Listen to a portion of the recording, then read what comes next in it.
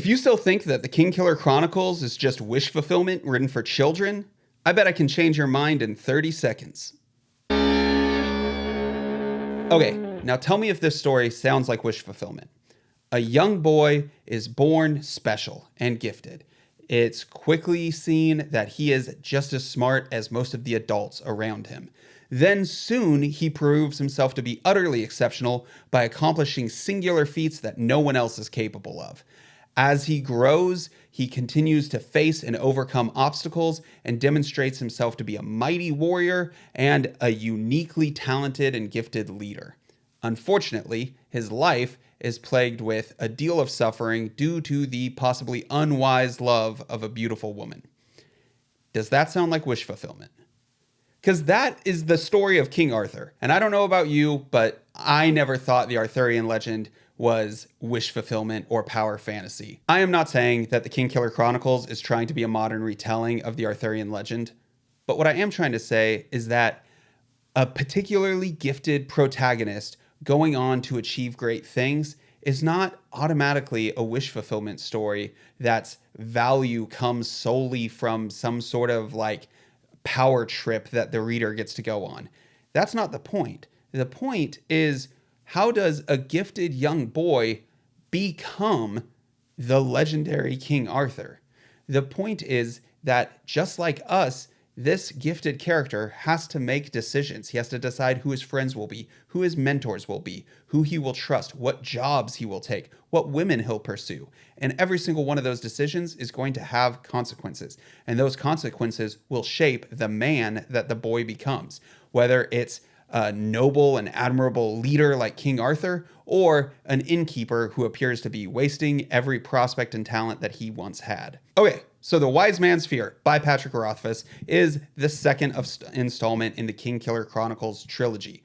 Currently, it is the most recent installment. It was published in 2011, 4 years after the first book was released, and now we have been waiting 14 years for the third and potentially final book in the trilogy. As with the first book, this book takes place primarily in the past. The bulk of the story is Quoth's youth. However, we do get some interesting insights into what's going on in the present day, including the real motives behind Chronicler's appearance and desire to capture Quoth's life story. But in the past, he's attending university, and then he's on some adventures in the outside world, quite far away from the university. His departure from the university allows us an opportunity to see more of Rothfuss's world, and it gives Rothfuss a chance to flex his world-building muscles a little more. So in Wise Man's Fear, Quoth is getting older, going deeper into his teenage years. He is learning more magic. He is learning more fighting abilities. He is making new friends, exploring new cultures, and it's fun and it's engaging. Okay, so themes. I kind of put the cart before the horse on this one because I think this book, even more than the first book, has just the theme of what leads a boy to become the man that he ultimately becomes. How does a kid grow into an adult, and how are they shaped and formed along the way? How do outside forces shape them, and how do internal decisions shape them? And do those decisions and outside forces ultimately add up to a good adult or a bad adult? And where did things go wrong if the end result is unsatisfying? And, where did things go right if the end result is good? In this book, we get to see even more of Quoth's great qualities, including personal characteristics like loyalty and strength of character and resolve. And we get to see more of the dark side of Quoth. We get to see the worst decisions he's made to date are made in this book. And that is interesting. And it definitely, has a slightly different feel. He has passed from being a boy into being a young man. My thoughts on The Wise Man's Fear. I like this book a lot. I like it more than the first book, actually. I like that he's a little older. I like that he's making some more meaningful decisions and taking some more meaningful substantive actions. I found all of that very engaging. And it continues to be a very well-told story. Patrick Rothfuss continues to demonstrate just great mastery over the English language. He is able to invent a very interesting story and then tell it in an incredibly interesting way. As I mentioned in my review of Name of the Wind, I absolutely demolished this book. I think page by page, it's probably true that I've never read anything faster than I've read The Wise Man's Fear. It's a fun book. It is, in many ways, a series of vignettes as we're just following a life. We're following the story of how did the young boy Quoth obtain all of these interesting epithets and become the, isolated innkeeper that we find him as in the present. And, that journey is not linear except in time. One thing does not always clearly lead into the other. Some stories are begun but not ended, while other stories in this tale are begun and seen through to their conclusion, all within this book. And for that reason, I do think it ends at a pretty satisfying point. That's why I say I can recommend these two books, even though the third one hasn't come out. It's because they tell a bunch of contained stories about Quoth's life that have beginnings, middles, and ends, and are each engaging in their own right. A lot of these side quests have very low stakes. Some of the most beautiful moments in the book, some of the, moments where you're absolutely on the edge of your seat, have stakes as low as, the results of a music contest, not life or death. There are plenty of stories that do have life or death stakes, but lots of them don't. And that's fun, to be able to be utterly gripped by and compelled by a story with very mundane stakes is a testament to a talented author. So who is this book for? Who is The Wise Man's Fear for? And who is the Kingkiller Chronicles series for? Look, I like it a lot. I think I've made that clear. That doesn't mean it's for everyone. It isn't. A lot of people don't like genre fiction. Of the people who enjoy genre fiction, a lot of people don't like fantasy.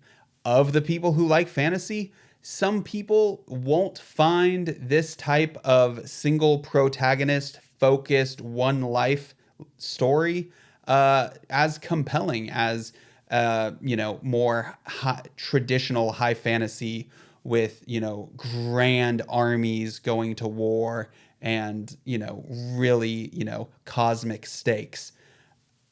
And that's okay. I think that it is totally fine for someone to pick up the Kingkiller Chronicles, read it, and say, nope, not for me, and I didn't find that entertaining. Nothing wrong with that at all. However, I do strongly refute the criticism that it is wish fulfillment or somehow childish or somehow young adult fiction because of some of the things I discussed in past videos, whether that's the nature of Quoth as a very exceptional protagonist or the fact that we're following a younger individual. This is not childish fantasy. This is not wish fulfillment. It is the story of a life. And the reason I so strongly refute the wish fulfillment criticism is because it is not borne out by a close reading of the text.